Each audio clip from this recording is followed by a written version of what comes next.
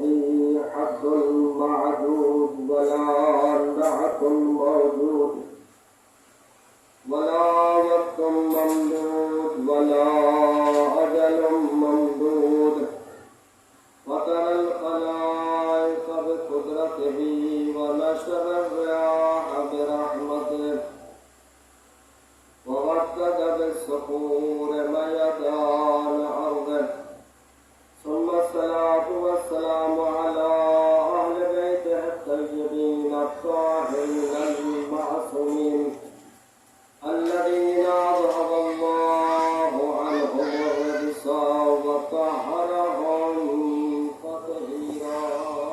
اللهم صل على محمد وآل محمد. ورحمة الله على أحبابهم وأصحابهم وشيعتهم ومواليهم أجمعين ولعنة الدائمة على أعدائهم ملعونين من الآن إلى قيام يوم الدين وبعد يوم الدين. أما بعد فقد قال الله تبارك وتعالى في القرآن الكريم بسم الله الرحمن الرحيم يا أيها الذين آمنوا اتقوا الله وابتغوا إليه الوسيلة وجاهدوا في سبيله لعلكم تفلحون. صلاة محمد اللهم صل على محمد وآل محمد. نعرہ تکبیر، اللہ اکبر، نعرہ رسالت، یا رسول اللہ، نعرہ حیدری یا علی، بر محمد وآل محمد صلی اللہ علیہ وسلم. اللهم صل على محمد وآل محمد. سب سے پہلے اس پروردگار عالم کی بارگاہ میں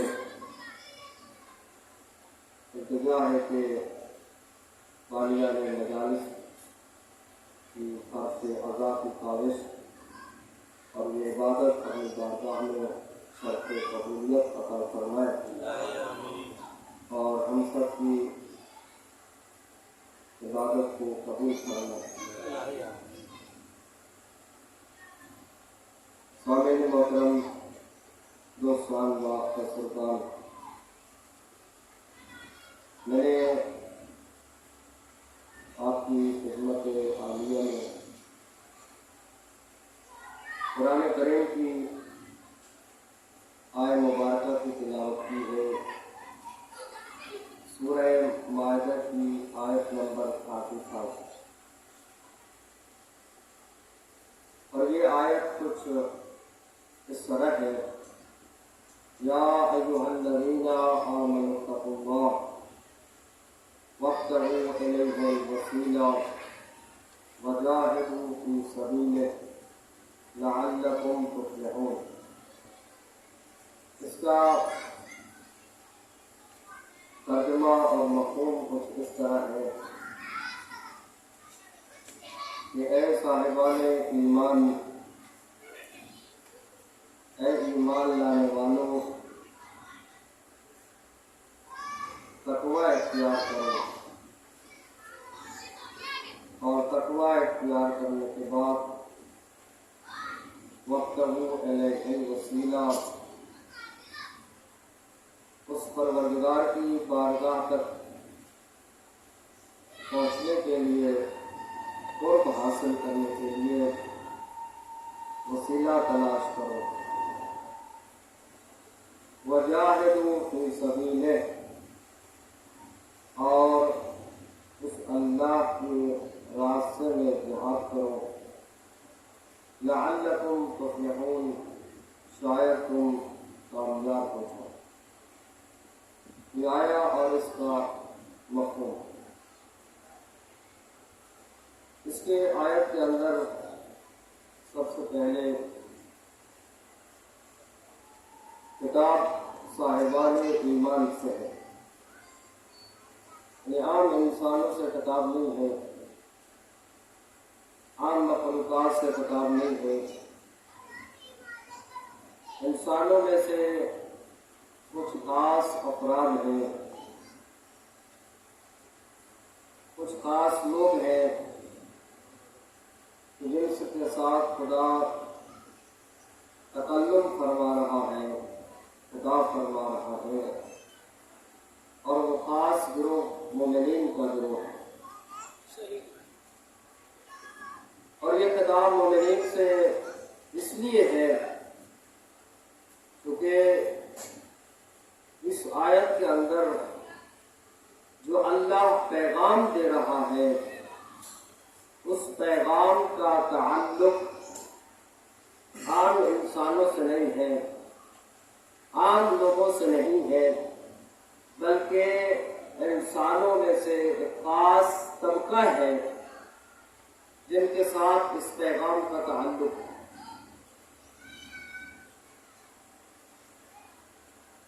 اور وہ پیغام کیا ہے؟ اس آیت کا خاص پیغام یہ ہے کہ اے صاحبان ایمان وابتغوا الیہ الوسیلہ، وسیلہ تلاش کرو، مجھ تک پہنچنے کے لیے، میرا قرب حاصل کرنے کے لیے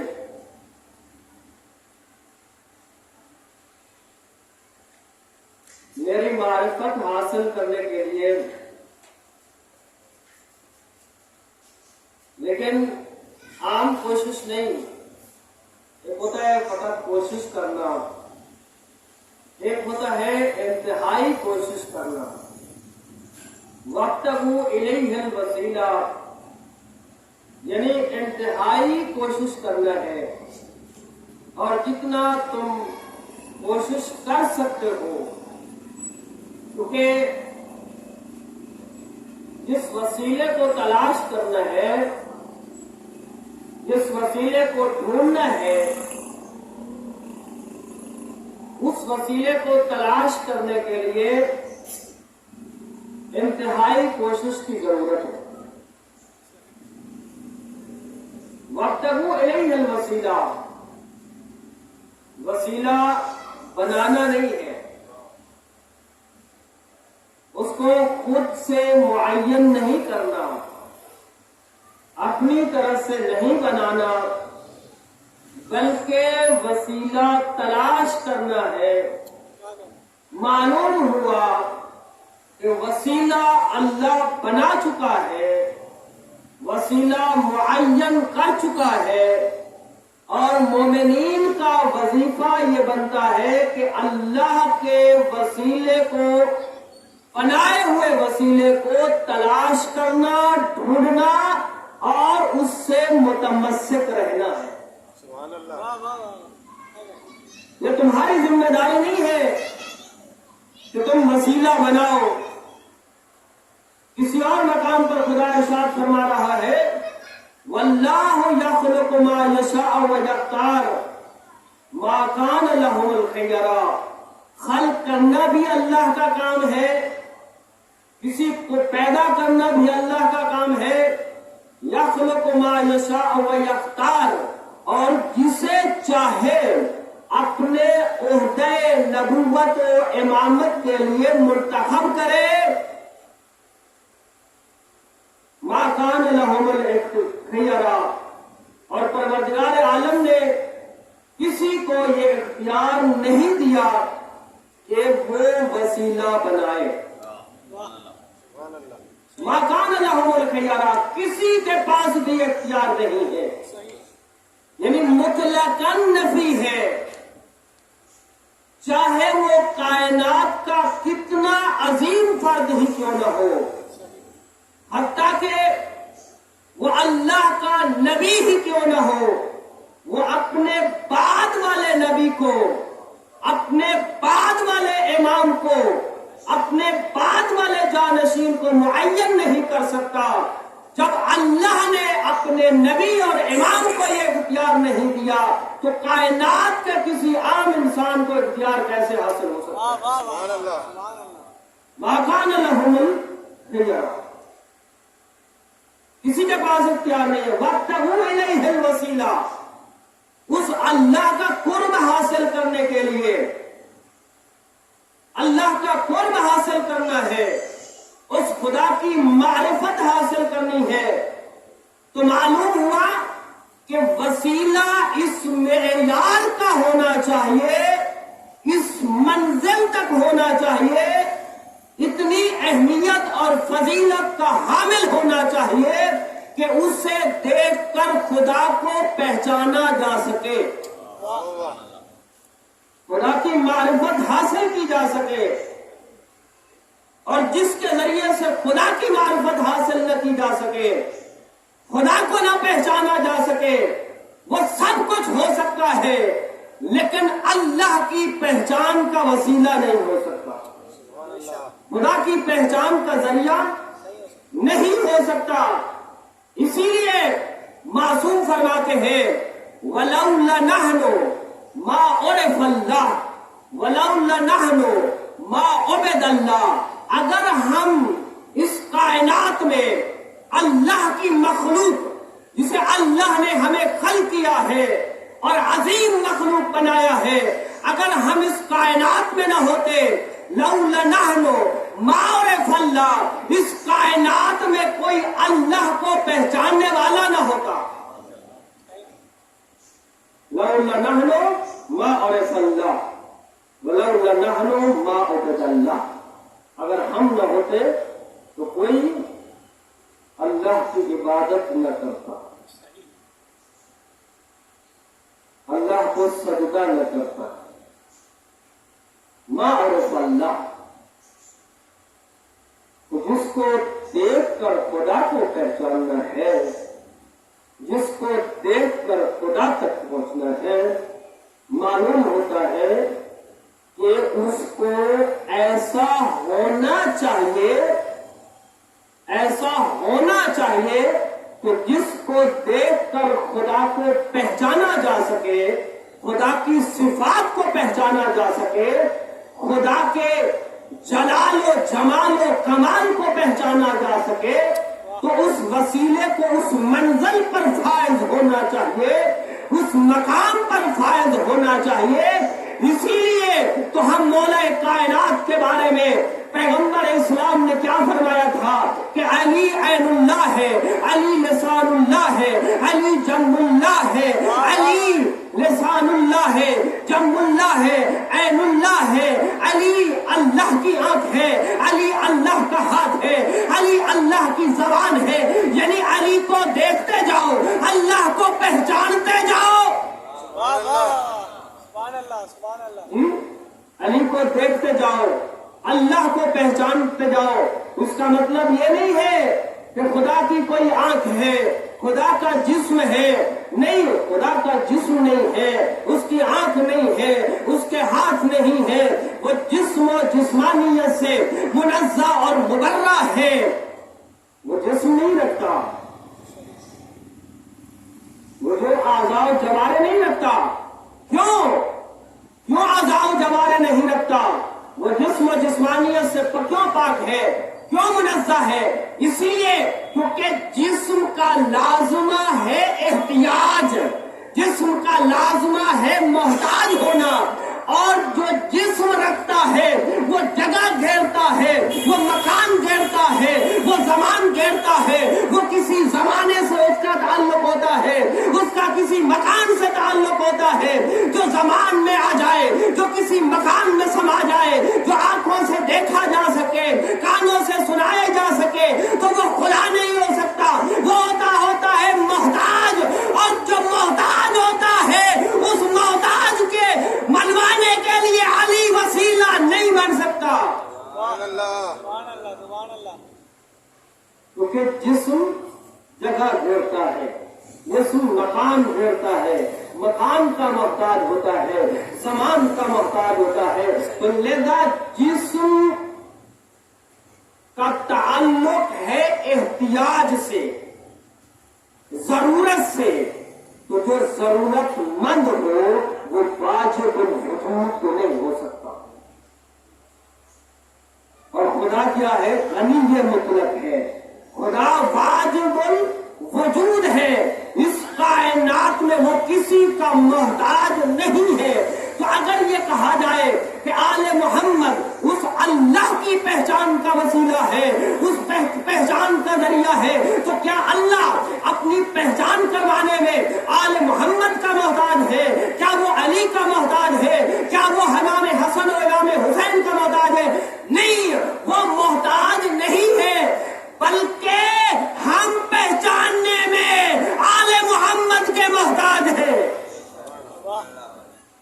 یہ احتیاج ہماری ہے، یہ احتیاج سرماری ہے. ورنہ خدا محتاج نہیں ہے پہچاننے کے لیے، اپنی پہچان کے لیے. یہ ضرورت مند ہم ہیں. کیوں؟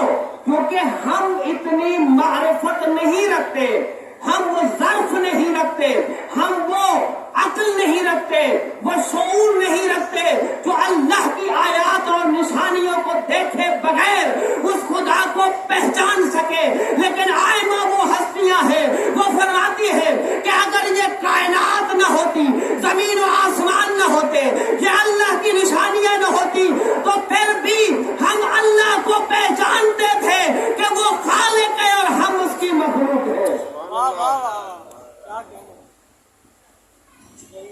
آل محمد علیہ السلام خدا کی پہچان کا وسیلہ ہے. کیوں؟ ان کو کنزن مخفی تھا. میں چھپا ہوا خزانہ ہوں. میں عقل میں آ نہیں ہو سکتا، شعور میں سما نہیں ہو سکتا، تمہارے تکلم میں بیان نہیں ہو سکتا، قابل بیان نہیں ہو. اور میں نے چاہا کہ پہچانا جاؤں، میری عبادت کی جائے، میری معرفت ہو، لوگ مجھے پہچانے میں کیا مبدأ فیض ہوں. میں چاہتا ہوں اس کائنات پر اپنی رحمتیں اور برکتیں نازل کروں. تو اپنی رحمتیں اور برکتیں نازل کرنے کے لیے میں نے رحمت للعالمین کو وسیلہ بنا کر بھیجا تاکہ اس کائنات پر اپنی رحمتیں نازل کر سکوں. اور محمد محمد صلی اللہ اللہم صلی علی محمد وآل محمد. یا ایھا الذین آمنوا اتقوا اللہ. اے صاحبان ایمان، وسیلہ بنانا نہیں ہے، وابتغوا الیہ الوسیلہ. وسیلہ تلاش کرنا ہے، بنے ہوئے کو ڈھونڈنا ہے. پھر فرمایا وجاہدوا فی سبیلہ. وقت ڈھونڈنا نہیں ہے بلکہ ڈھونڈنے کے لیے جہاد کی ضرورت ہے. جہاد کی ضرورت ہے. اس کا مطلب ہے کہ ہر ایک کو وسیلہ نہیں ملتا. اگر ہر ایک کو وسیلہ ڈھونڈنے سے مل جاتا تو ہر کوئی علی کے در پر اپنی پریشانی نکالتا. ہر کوئی آل محمد کو مانتا. آج بہت ساری دنیا اہل بیت کی منکر ہے، اہل بیت کو نہیں پہچانتی. وجاہدوا فی سبیلہ. اللہ کے راستے میں جہاد کرنا ہے. اور پھر اللہ کا راستہ کیا ہے؟ مولا کائنات فرماتے ہیں انا السبیل. میں اللہ کا وہ راستہ جس راستے کے ذریعے خدا کا قرب حاصل کرنا ہے، خدا تک پہنچنا ہے. انا وسیلہ کو، میں اللہ کا وسیلہ ہوں. جاہدوا فی سبیلہ. جہاد ایک جہاد بالنفس ہوتا ہے، جہاد بالنفس، اور ایک جہاد بالسیف. جہاد بالنفس کا کیا مطلب ہے؟ یعنی اپنے نفس کے ساتھ جہاد کرنا. جہاد بالسیف یعنی تلوار سے جہاد کرنا. اس آیت کے اندر علامہ طباطبائی علیہ رحمہ تفسیر المیزان میں لکھتے ہیں، وہ کہتے ہیں کہ اس جہاد سے مراد دونوں جہاد مراد ہے. تو اس وسیلے کو ڈھونڈنے کے لیے، تلاش کرنے کے لیے کبھی نفس کے ساتھ جہاد کرنا پڑتا ہے، کبھی تلوار کے ساتھ جہاد کرنا پڑتا ہے. کبھی نفس کے ساتھ، کبھی تلوار کے ساتھ. بھائی نفس کے لیے نفس کے ساتھ جہاد کرنے کی کیا ضرورت ہے؟ نفس کا وسیلے سے وسیلے کو تلاش کرنا، نفس کا وسیلے سے کیا تعلق ہے، کیا رابطہ ہے؟ معلوم ہوتا ہے کہ تاریخ کے اندر بہت سارے نمک حرام ایسے گزرے ہیں کہ جنہوں نے خواہشات نفسانی کی مان کر وسیلہ حق کو چھوڑ دیا، اپنی ذاتی مفاد کی خاطر. جہاد بالنفس یعنی اپنے نفس کے ساتھ جہاد کرنا، یعنی اپنی ذاتیات کے ساتھ جہاد کرنا، اپنی خواہشات کے ساتھ جہاد کرنا. تو جب اپنی ذاتیات کے ساتھ جہاد کرو گے، اپنی خواہشات کے ساتھ جہاد کرو گے، پھر وسیلے تک پہنچ جاؤ گے. فقط جہاد بالنفس سے مطلب میرے انسان کے اندر خواہشات نفسانی موجود ہے، اور وہ خواہشات نفسانی کیا کرتی ہیں؟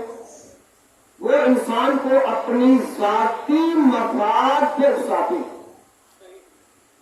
جہاں اس کو ذاتی فائدہ ہوتا ہے وہاں پر خواہشات نفسانی لے کے جاتی ہے، اور جہاں پر ذاتی خواہشات نہیں ہوتی وہاں سے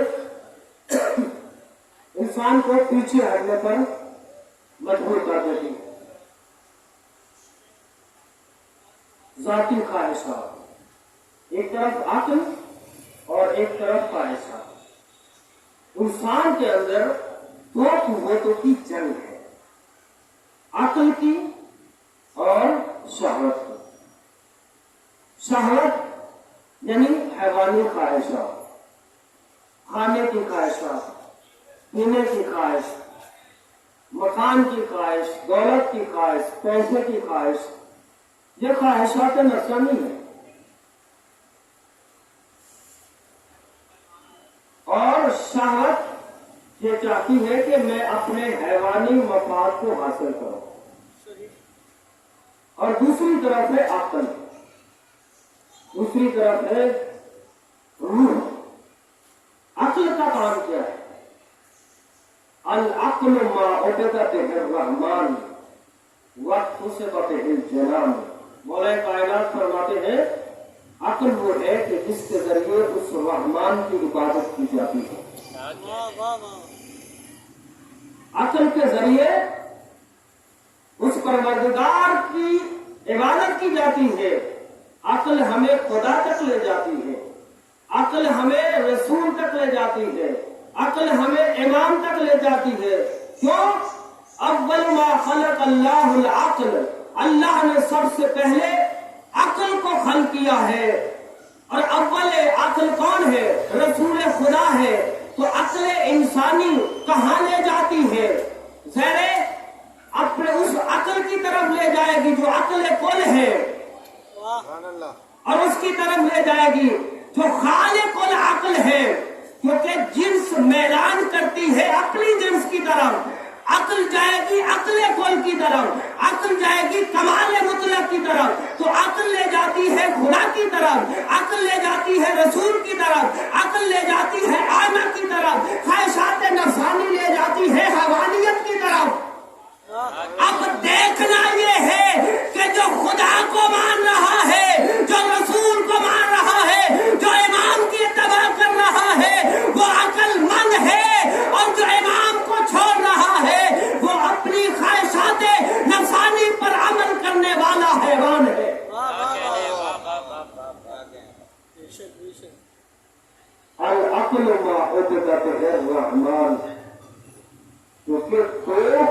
قوتوں کی جنگ ہے.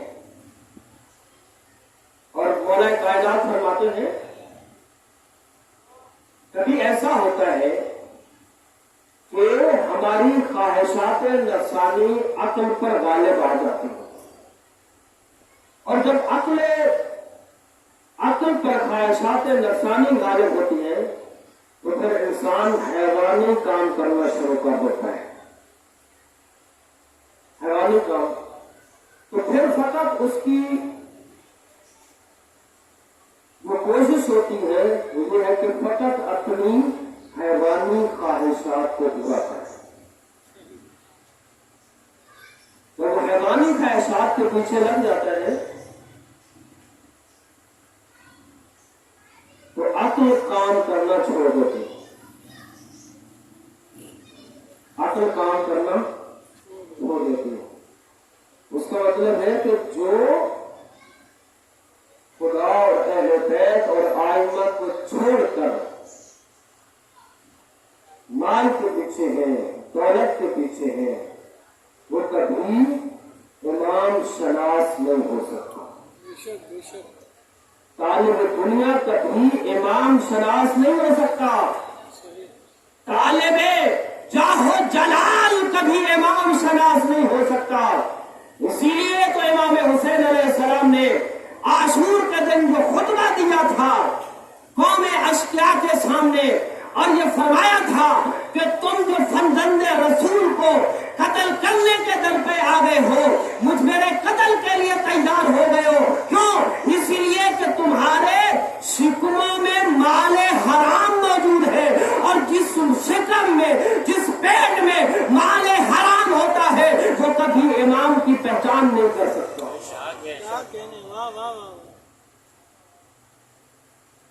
امام کی پہچان نہیں کر سکتا، کیونکہ مال حرام کھانا ہے، خواہشات کی پیروی کرنا ہے، اپنے نفس کی پیروی کرنا ہے. حلال کھانا ہے، عقل کی پیروی کرنا ہے، اپنے روح کی پیروی کرنا ہے. اس لیے فرمایا فجاہدوا فی سبیل اللہ کی سبیل. اہل بیت وسیلے کے لیے، وسیلے کے راستے میں ان کو تلاش کرنے کے لیے کیا کرو؟ جہاد کرو. اور ایک ہوتا ہے جہاد بے نفس، اپنے نفس کے ساتھ جہاد کرو. جب اپنے عقل کی مانو گے، شعور کی مانو گے، اپنے آپ کو حرام مال سے بچاؤ گے، خواہشات نفسانی سے بچاؤ گے، تو پھر وسیلے کے قریب جاؤ گے. جب وسیلے کے قریب بن جاؤ گے، وسیلے کے قریب جا کر اس کی اطاعت کر کے اللہ کا قرب حاصل کرو گے.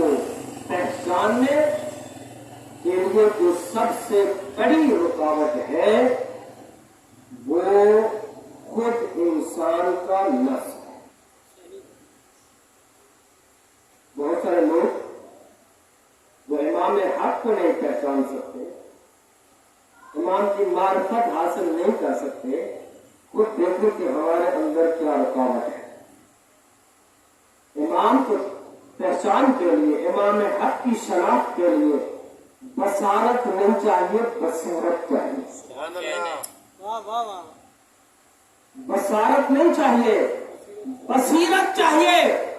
اگر بصارت چاہیے ہوتے بہت سارے دیکھنے والے قاتل بنے، قریب ہونے کے باوجود، دیکھنے کے باوجود بھی دشمن بنے، قاتل بنے. اس کا مطلب ہے بصارت کافی نہیں ہے. ایک واقعہ مجھے یاد آ رہا ہے. امام باقر علیہ السلام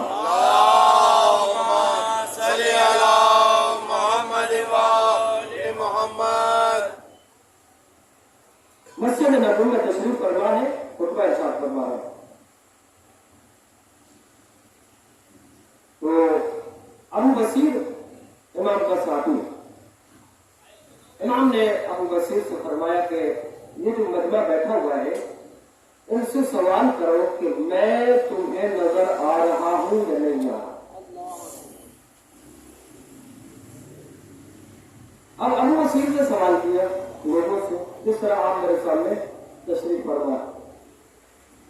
مجمع سے سوال کیا تو مجمع نے جواب دیا کہ ہمیں امام کو نظر نہیں آ رہے، ہمیں امام نظر نہیں آ رہے، ہم امام کو نہیں دیکھ رہے.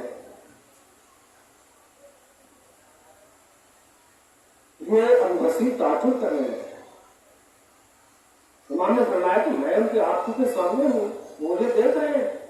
اور امام کوئی معجزے کی کیفیت میں بھی نہیں تھے، یعنی کہ مثلا معجزہ دکھانا چاہتے ہو، یہ امام کے اختیار میں ہے، امام ایسا کر سکتے ہیں. امام اگر چاہے تو لوگوں کے سامنے ہوتے ہوئے بھی نظروں سے اوجھل ہو سکتے ہیں. اللہ نے یہ انہیں طاقت عطا کی ہے، لیکن اس کنڈیشن میں امام معجزے کی حالت میں نہیں تھے. معجزہ نہیں دکھانا چاہ رہے تھے بلکہ کچھ اور بتانا چاہ رہے تھے. ان سے پوچھئے میں نظر آ رہا ہوں، کہتے نہیں.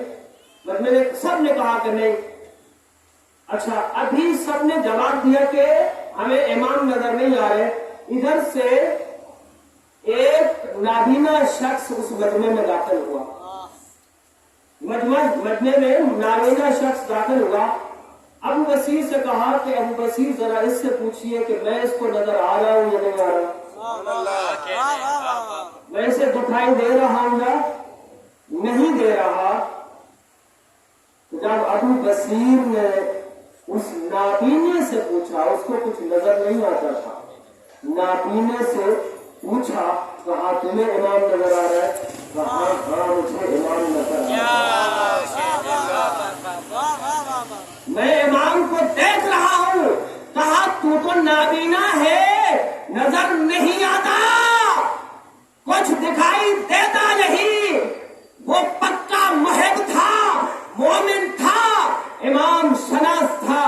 دیکھ کر کہتا ہے ابو بصیر امام کے پاس رہنے کے باوجود ابھی تک اتنا نہ سمجھ سکے کہ امام کو آنکھوں سے نہیں دیکھا جاتا، دل کی بصیرت سے دیکھا جاتا ہے. دل کی بصیرت سے دیکھا جاتا ہے. اور دل اتنا مومن کا مضبوط ہوتا ہے،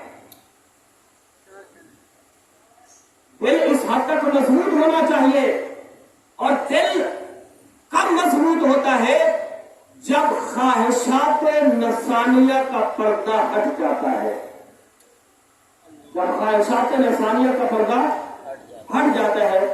لیکن نہج البلاغہ کے اندر خطبہ حمام ہے، شاید آپ نے پڑھا ہوگا خطبہ حمام. اس خطبے کے اندر مولا کائنات نے متقین کی اوصاف بیان کی.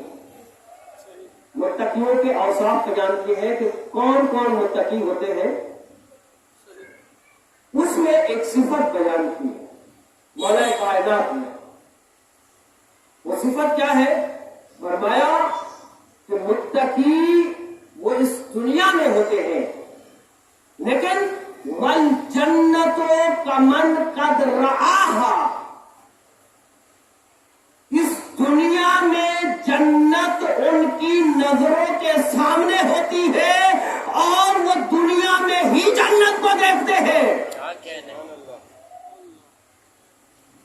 والجنت کمن قد رآہا، فقط دیکھتے نہیں، وہم فیہا منعمون، اس دنیا میں رہ کر اس جنت کی نعمتوں سے لطف اندوز ہوتے ہیں. وہ خیال پردازی نہیں ہے.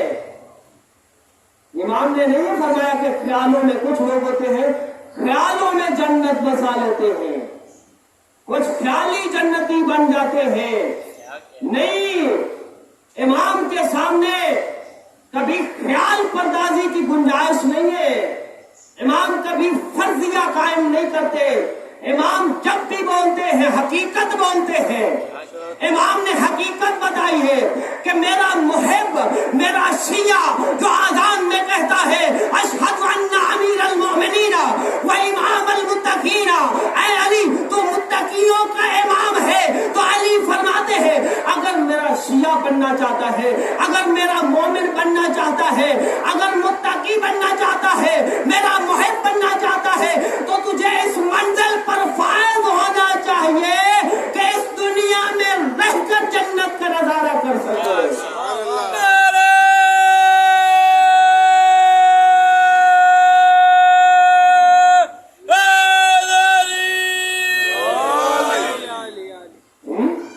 دنیا میں رہ کر جنت کا نظارہ کر سکے. یہ نہیں فرمایا کہ میں اسے نظارہ کرواؤں، نہیں. امام بھی ایسا، امام حسین علیہ السلام نے بھی شب عاشور اصحاب کو جنت میں اپنا مقام دکھایا. وہ امام کا معجزہ تھا، وہ امام کا معجزہ تھا کہ امام نے زمین کربلا پہ بیٹھ کر شہدائے کربلا کو جنت میں مقام بتایا. لیکن مولا کائنات فرما رہے کہ میرے مومن اور شیعہ کے لیے معجزے کی ضرورت نہیں، وہ بغیر معجزے کے جنت کو دنیا میں دیکھ سکتا ہے. تو کیا ہوتا ہے جب انسان کو روح اتنی پاکیزہ ہوتی ہے، جب روح اتنی پاورفل ہوتی ہے.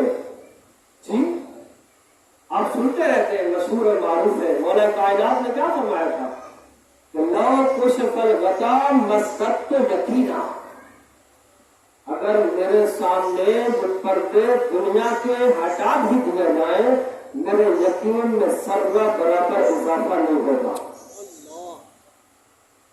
تو مولا کائنات نے اپنے لیے بتایا. ہم تو اس کو سوچ رہے ہیں کہ آیا مولا نے یہ کیسے کہہ دیا. مولا اس مقام پر فائد ہے، اس منزل پر فائد ہے، ہم اس کو ماننے کے لیے تیار نہیں ہے. لیکن مولا کائنات بتا رہے ہیں نہج البلاغہ میں کہ متقی اور مومن اس مقام پر فائز ہوتا ہے. وَالْجَنَّةُ كَمَنْ قَدْ رَآهَا، گویا کہ وہ جنت کو دیکھ رہا ہے اور جنت کی نعمتوں سے لطف اندوز ہو رہا. جی وَالنَّارُ كَمَنْ قَدْ رَآهَا وَهُمْ فِيهَا مُعَذَّبُونَ، فرمایا کہ مومن کے سامنے دنیا میں جنت ہوتی ہے، فقط جنت نہیں. وَالنَّارُ كَمَنْ قَدْ رَآهَا، جہنم بھی اس کی نظروں کے سامنے ہوتی ہے. وَهُمْ فِيهَا مُعَذَّبُونَ، مگر نظروں کے سامنے نہیں ہوتی. جو جہنم میں جا کر انسان کی کیفیت ہوتی ہے وہ دنیا میں جہنم کو دیکھ کر مومن کی یہ کیفیت ہوتی ہے. یعنی مولا کائنات یہ بتانا چاہتے ہیں کہ متقی اور مومن کیا ہے کہ اس دنیا میں دو کیفیتوں کے درمیان ہوتا ہے. دو کیفیتوں کے درمیان ہوتا ہے. آپ بتائیں وہ کتنی بلند منزل ہے.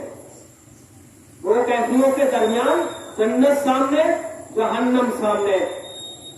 اب اس کو مومن کو پتا ہے کہ یہ جنت میں میرا مقام ہے، یہ میری جزا ہے، یہ میری منزلت ہے، یہ میرا شرف ہے، یہ میرا مقام ہے.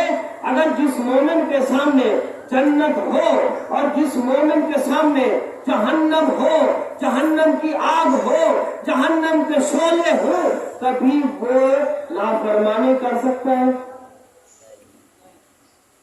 ہاں، نافرمانی کر سکتا ہے. اس کو پتا ہے اگر یہ کروں گا تو وہ فلاں جگہ پہ جاؤں گا، آگ اس کے سامنے ادھر سے جنت سامنے ہے.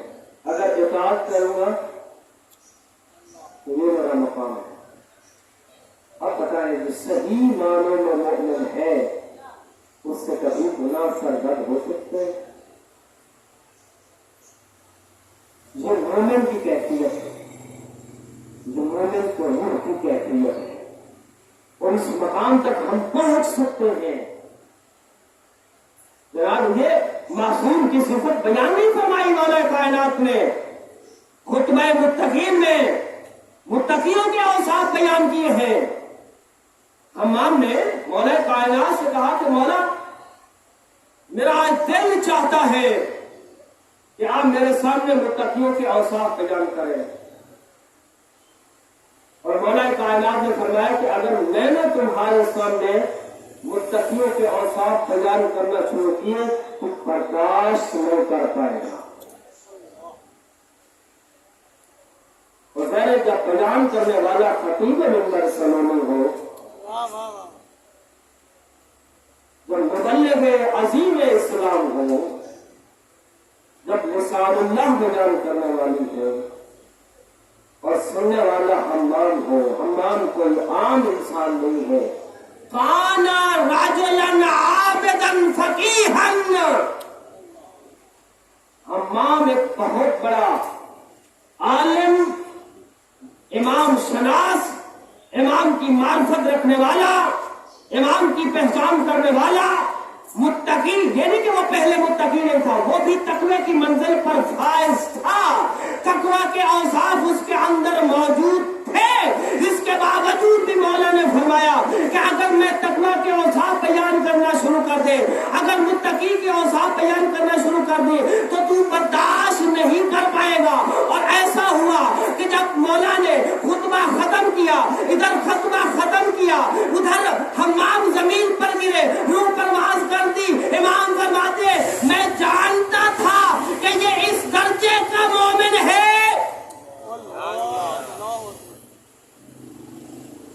اس مقام کا مومن ہے. مولا کو ایسے ماننے والے چاہیے. برداشت نہیں کر سکا ہم، فقط سنا متقیوں کے اوصاف کو. اور میں آپ سے گزارش کرتا ہوں کہ اگر ہم چاہتے ہیں، واقعی اگر ہم چاہتے ہیں، اگر ہمارے دل میں خواہش ہے، اگر طلب ہے، ذرا پہلے طلب ضروری ہے. ہدایت امام زبردستی نہیں دے سکتا، اللہ زبردستی ہدایت نہیں دے سکتا. خدا اس کو ہدایت دیتا ہے جو ہدایت کا طالب ہوتا ہے. امام اسے ہدایت دے سکتے ہیں جو ہدایت کا طالب ہوتا ہے. جو ہدایت کا طالب تھا امام نے اسے اپنی طرف بلا لیا. امام جانتے تھے، ملک کے دل کی کیفیت کو جانتے تھے، اس کے مقام کو، روح کی کیفیت کو جانتے تھے کہ یہ ابھی ادھر ہے لیکن دل ہماری طرف ہے. یہ چاہتا ہے کہ میں ہدایت حاصل کروں. جب وہ چاہتا تھا تو امام نے بلا کر، اپنے پاس بلا کر وہ عظیم عطا مرتبہ عطا کیا اور فرمایا انت حر فی الدنیا والآخرہ. تیری ماں نے تیرا نام بہت اچھا رکھا تھا، تو اس دنیا میں بھی آزاد ہے اور آخرت میں بھی آزاد. مولا نے بلایا، کسی کو خط لکھ کر بلایا، کسی کو ویسے بلایا، کسی اور کو تو نہیں بلایا. کیوں؟ وہ چاہتے ہوئے تھے. ہدایت حاصل کرنے کے لیے پہلے چاہت ضروری ہے، اور یہ ناممکن ہے.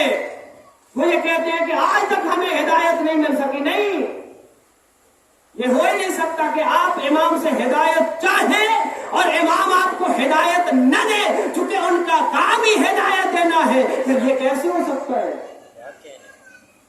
جب وہ ہادی برحق ہے، ہادی خدا ہے، اس کائنات کو ہدایت دینے کے لیے آئے ہیں، معرفت عطا کرنے کے لیے آئے ہیں. تو ہدایت مانگے اور تمہیں وہ ہدایت نہ دے، ایسا نہیں ہو سکتا کہ اگر ہم اتنی مجالس سننے کے باوجود، اتنی تقریریں اور واعظ نصیحت سننے کے باوجود ہمارے دل پر اثر انداز نہیں ہو سکتی، تو دیکھنا پڑے گا کہ ہم طالب علی ہیں یا نہیں.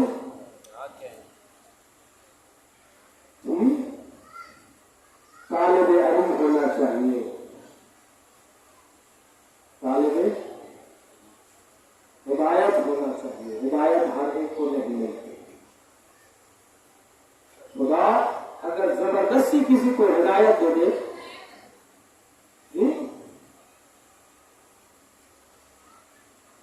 تو پھر یہ خدا کی نعوذ باللہ عدالت نہیں. ہدایت اس انداز میں خدا عطا کرتا ہے کہ انسان کا اختیار بھی باقی رہے. تو انسان کو اللہ نے بااختیار بنایا ہے. اِنَّا هَدَيْنَاهُ السَّبِيلَ إِمَّا شَاكِرًا وَإِمَّا كَفُورًا. ہم نے ہدایت کا راستہ بھی دکھا دیا، کفر و شرک کا راستہ بھی دکھا دیا. اِنَّا هَدَيْنَاهُ السَّبِيلَ إِمَّا شَاكِرًا وَإِمَّا كَافِرًا. اب تیری مرضی ہے، علی والا بنے یا علی کا انکار کرے، شکر کرے یا کفر کرے. اب یہ تیری مرضی ہے، اس خود مختار ہے. کسی امام کو بھی، کسی امام نے بھی کسی کو زبردستی ہدایت نہیں، فقط خلوص کے ساتھ، محبت کے ساتھ ان کے دروازے پہ آنے کی ضرورت ہے. لفظ کرم بھی چھوٹا ہے ان کے کرم کو بیان کرنے کے لیے.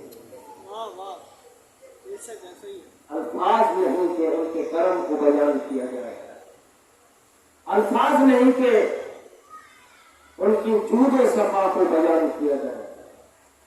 واقعی بہت کریم ہے. جناب رسول خدا صلی اللہ علیہ وسلم اللہم صلی علی محمد وآل محمد. جناب رسول خدا مسجد نبی میں بعض لوگ نصیحت فرما رہے. سامنے سے 4 حبشی غلام ایک تابوت لے کر گزرے. تابوت میں جنازہ رکھا ہوا. ہمارے جناب رسول خدا نے اصحاب سے فرمایا کہ وہ جو تابوت لے کے جا رہے ہیں ان کو ذرا بلائیے. حبشی غلام تھے، تابوت لے آئے، جناب رسول خدا کے سامنے رکھا، اور ایسا جناب رسول خدا نے اصحاب سے فرمایا کہ ذرا اس کے پر سے وہ ڈھکنا ہٹائے. تابوت سے جب وہ تابوت سے ڈھکنا ہٹایا گیا اور کفن اس کے چہرے سے ہٹایا گیا تو کیا دیکھا؟ تمام اصحاب نے دیکھا، جناب رسول خدا نے دیکھا. کیا دیکھا؟ کہ وہ حبشی غلام جو فوت ہونے والا تھا مسکرا رہا تھا، مسکرا رہا تھا.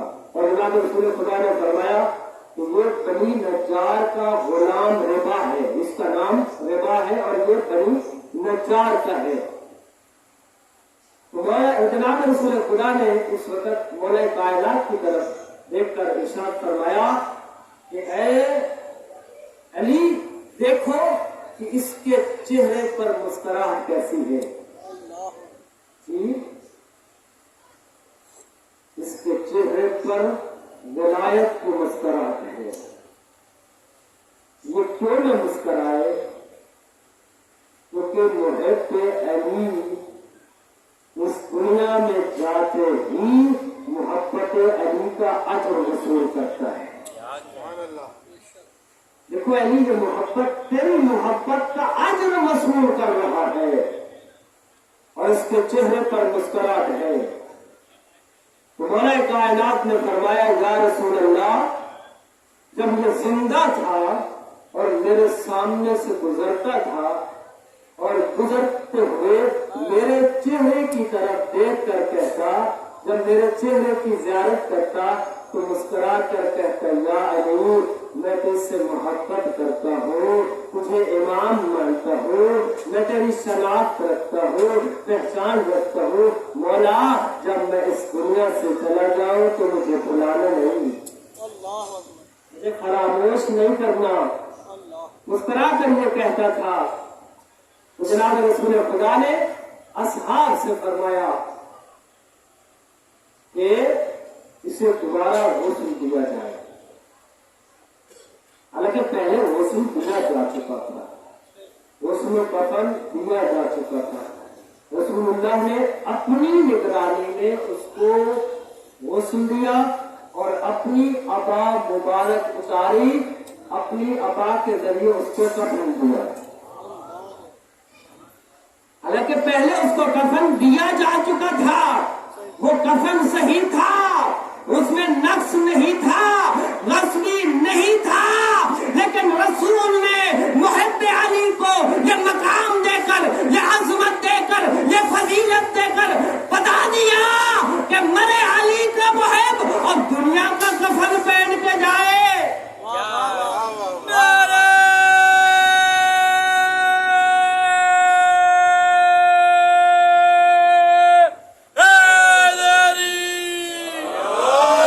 دنیا سے جائے علی کا محب اور دنیا کے کپڑوں کا کفن پہن کے جائے تو میں یہ کہنے میں حق بے جانب ہوں، اے مومن تو اس مقام تک اگر پہنچ جاتا ہے، اگر تجھے رشتہ دار بیوی بچے اگر تجھے کفن نہیں دیتے تو پرواہ نہ کرنا، تجھے کفن دینے کے لیے رسول اللہ آئیں گے۔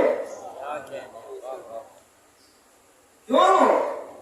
یہ محب علی کی تقریب ہے،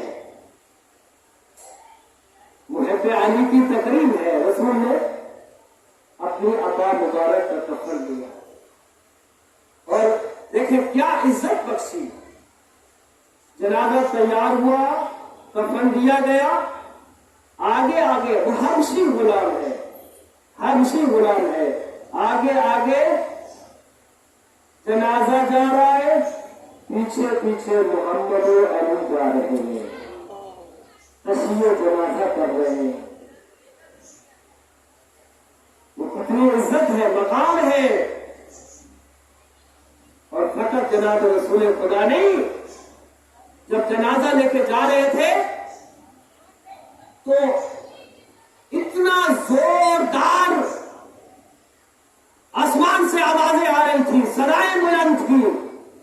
پوچھا یا رسول اللہ یہ صدائیں کیسی ہے؟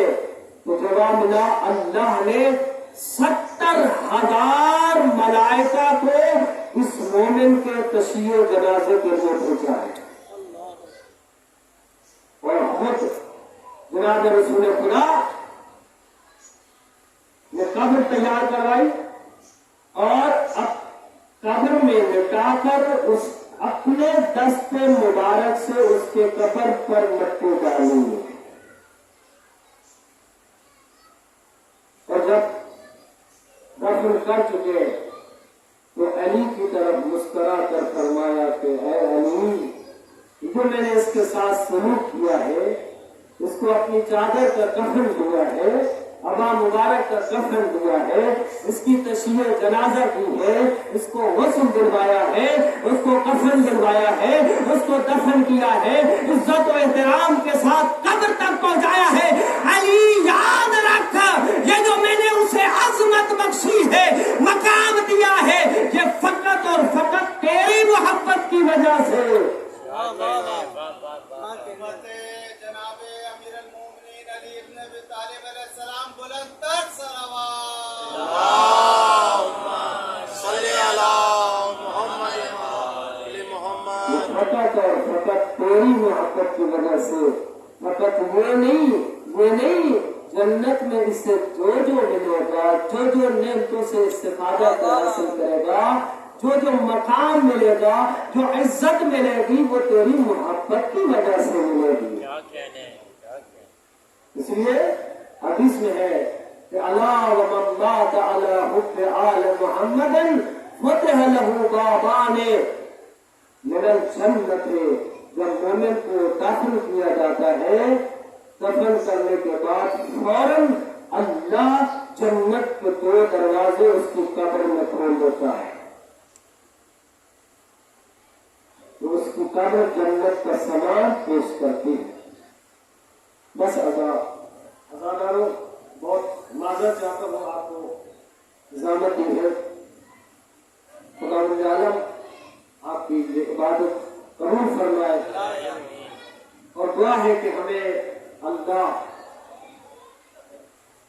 وہ دل اور روح اور قلب عطا فرمائے کہ ہم حقیقی معنوں میں امام حق کی پہچان کر کے ان کی اطاعت کر کے اللہ کا قرب حاصل کر سکیں.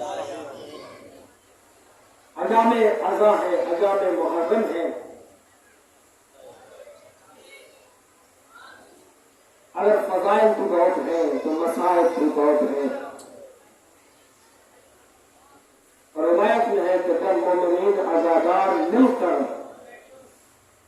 مولا حسین کے غم میں روتے ہیں, گریہ کرتے ہیں, بھاڑے مار کر روتے ہیں, تو اس وقت روح سکینہ موجود ہوتی ہے, روح سیدہ زینب موجود ہوتی ہے, مسافر شام کی روح موجود ہوتی ہے. جب آپ گریہ کرتے ہیں, روتے ہیں, اس وقت روح سکینہ پھوپھی اماں کا دامن پکڑ کر کہتی ہے, پھوپھی اماں یہ رونے والے عزادار کون ہے, یہ رونے والے کون ہے, گریہ کرنے والے کون ہے. تو سیدہ زینب رو کر کہتی ہے, بیٹی سکینہ یہ آپ کے بابا کے چاہنے والے حمدار ہیں, مومنین ہیں, عزادار ہیں. یہ آپ کے غم میں رو رہے, آپ کے بابا کے غم میں رو رہے. تو اس وقت جناب سکینہ کیا کرتی ہے, اپنا دامن پھیلا کر آسمان کی طرف دیکھ کر کہتی ہے, میرے اللہ میرے بابا کے عزادار سلام,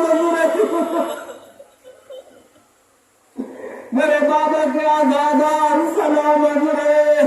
جناب سکینہ کہتی ہے, پھوپھی اماں اگر یہ کربلا میں میرے بابا کے عزادار ہوتے, اگر میرے بابا کو رونے والے کربلا میں موجود ہوتے, پھوپھی اماں کربلا میں ہم پر ہر ظلم ہوتا مگر 2 ظلم نہ ہوتے. بیٹی سکینہ کون سے 2 ظلم؟ تو جناب سکینہ کہتی ہے, پھوپھی اماں اگر یہ کربلا میں ہوتے ہم پر ہر ظلم ہوتا مگر 2 ظلم نہ ہوتے. ایک تو مجھے شمر تماچے نہ مارتا, ایک تو مجھے شمر تماچے نہ مارتا, دوسرا میرا بھیا علی اصغر کے گلے میں تیر تو نہ لگتا. عزادارو سکینہ تماچے کھاتی رہی, کان زخمی ہوتے رہے. جب روزے قیامت ہوگا سکینہ اپنے بندھے ہوئے ہاتھوں کے ساتھ, ذاتوں کی زنجیروں کے ساتھ اپنی دادی بدول کا دامن پکڑ کر دے گی. دادی بدول میرا کیا قصور تھا اور میرا کیا جرم تھا, اور دادی میں نے تماچے بھی کھائے, اور دادی میرے کان بھی زخمی ہوئے. عزادارو جب یہ لوٹا ہوا قافلہ شام سے واپس مدینے آنے لگا, لوٹے ہوئے مال میں سے کچھ مال ملا. بشیر بن جزلم اپنے ساتھ مدینے لے آیا. مدینے پہنچ کر بشیر ہاتھ باندھ کے کہتے ہیں, مولا اجازت دے دے, میں واپس جانا چاہتا ہوں. امام فرماتے ہیں, سید سجاد فرماتے ہیں, بشیر تو ہمارا محسن ہے, تو نے ہم پر بڑا احسان کیا ہے, تو نے ہمیں سلامتی کے ساتھ مدینے پہنچایا ہے, تو ہمارا بڑا محسن ہے, بڑا احسان کیا ہے. ہم بھی تجھ پر کوئی احسان کرنا چاہتے ہیں, ہم بھی تجھے کوئی تحفہ دینا چاہتے ہیں. बशीर होता सैयद सज्जाद रोते हुए घर के अंदर आए। सानिया ज़हरा ने देखा, देख कर कहती है मेरा बीमार करबला बैठा, ये कूफा बाजार का शाम तो नहीं है, ये करबला तो नहीं है, बेटा रोने का सबब क्या है? कहा फूफी अम्मा बशीर वापस जाना चाहता है, मैं चाहता हूँ कि बशीर को कोई तोहफा दूं, लेकिन सज्जाद इतना गरीब हो चुका है, मैं उसे क्या तोहफा दूं? सैयदा ज़ैनब कहती है और मेरा बीमार करबला बैठा, और मेरा मुसाफिर करबला बैठा, और बेटा सज्जाद घबराना, आज तक हमारे दरवाजे से कोई साल काली वापस नहीं देगा, ये दिवाली वापस नहीं दे जाएगा। अज़ादारों, सैयदा ज़ैनब उठी, हर मस्तूर के पास गई, आवाज देकर कहा बीबियों बीबियों, जो लुटे हुए माल में से जो ज़ेवरात बच गए थे, उन ज़ेवरात में से कुछ ज़ेवरात मुझे दो। अज़ादारों, बीबियों के पास जो था बीबियों ने दिया। सैयद सज्जाद ने कपड़े में लपेटा, लपेट कर सैयद सज्जाद बशीर के सामने रख कर कहते हैं बशीर तुझे मालूम है हम करबला में लुट गए, हम करबला में उजड़ गए, जब हम आबाद थे हमारे दरवाजे से कोई साइल खाली नहीं गया, हमारे दरवाजे का साइल जिंदगी भर किसी और दरवाजे पर जाकर नहीं मांगता था। सैयद सज्जाद हाथ बांध के कहते हैं बशीर ये थोड़ा सा नजराना हमारी तरफ से कबूल कर, ये थोड़ा सा नजराना मेरी तरफ से कबूल कर ले। बशीर हाथ बांध के कहता है मौला मौला ये क्या है? सैयद सज्जाद रो कर कहते बशीर ये मेरी माँ बहनों फूफियों के लुटे हुए ज़ेवरात में से कुछ ज़ेवरात दे। अज़ादारों ज़ेवरात का नाम आना था। अब बशीर गाड़े मार कर रो कर कहता है मौला काश मैं मर जाता और मेरी आंखें ना आती, मैं इस कपड़े की तरफ न देखता, मौला मैं तो इस कपड़े की तरफ नहीं देख सकता। सैयद सज्जाद कहते हैं बशीर मांग फिर क्या मांगना चाहता है? कहता है मौला ज़हरा का लाल बतूल का बेटा कौनैन का वाली इमाम, अगर कुछ मुझे देना ही चाहते हो मुझे ऐसा तोहफा दो जो मैं कफन में रख कर कब्र में लेके जा सकूं। अज़ादारों जब बशीर ने कहा सैयदा ज़ैनब के पास मौला सज्जाद आए, कहा फूफी अम्मा, बशीर कहता है मुझे ऐसा तोहफा दो जो मैं कफन में रख कर कब्र में लेके जा सकूं। अज़ादारों अब सैयदा ज़ैनब किसी और मस्तूर के पास नहीं गई, किसी और की बीबी के पास नहीं गई, कहाँ पर आई? जहाँ पर जनाब रुबाब जमीन पर तशरीफ फरमा थी, धूप में तशरीफ फरमा थी, जो अपने वारिस हुसैन का मातम कर रही थी, जो धूप में बैठ कर रो कर कहती थी लोगों मेरा असगर करबला रह गया और मेरी सकीना शाम रह गई, जिसने करबला के मैदान में अपने वारिस की लाश पर खड़े होकर ये कहा था और मेरा सरदार और मेरा आका मैं तेरी लाश रेते करबला पर देख के जा रही हूँ। ये कनीज रुबाब वादा करती है जब तक जिंदा रहूंगी न ठंडा पानी पीऊंगी न साए में बैठूंगी। अज़ादारों जब रुबाब ने आते हुए सानिया ज़हरा को देखा, खड़े होकर इस्तकबाल किया, कहा मेरी आका ज़ादी कनीज के पास कैसे आना हुआ? सैयदा ज़ैनब सलामुल्लाह अलैहा फरमाती है रुबाब बशीर तेरे बेटे सज्जाद से कह रहा है मुझे ऐसा तोहफा दो जो मैं कफन में रख कर कब्र में लेके जा सकूं। और छोटी छोटी घरों में औलाद रखने वाले और जिनके घरों में छोटी छोटी औलाद है, अज़ादारों जनाब रुबाब तड़प कर जमीन से उठी, उठकर एक बक्सा खोला, बक्से में से एक रुमाल निकाला, रुमाल निकाल कर सैयद सज्जाद के हाथों पे रखा, कहा बेटा सज्जाद ये बशीर के पास ले जा और जाकर कहना कि बशीर ये मामूली तबर्रुक नहीं है, ये वो तबर्रुक है जिसे देखकर कायनात का रसूल रोएगा, जिसे देखकर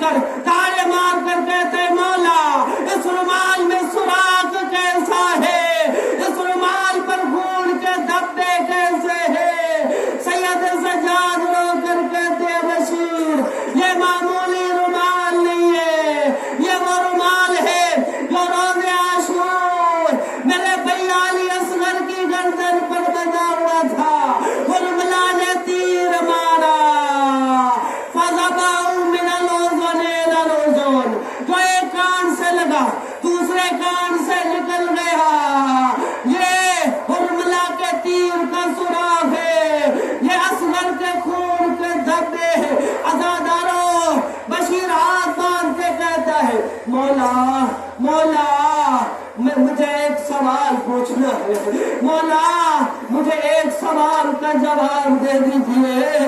مولا یہ جو آپ رومال لائے ہیں یہ علی اصغر کے گلے پر لپٹا ہوا تھا، یہ علی اصغر کا رومال ہے، مولا یہ مجھے بتا دے تیرا بھیا علی اصغر تو کربلا میں مارا گیا اور حرملہ نے شہید کر دیا، مولا یہ بتائیے کیا اس بچے کی ماں زندہ ہے یا مر گئی؟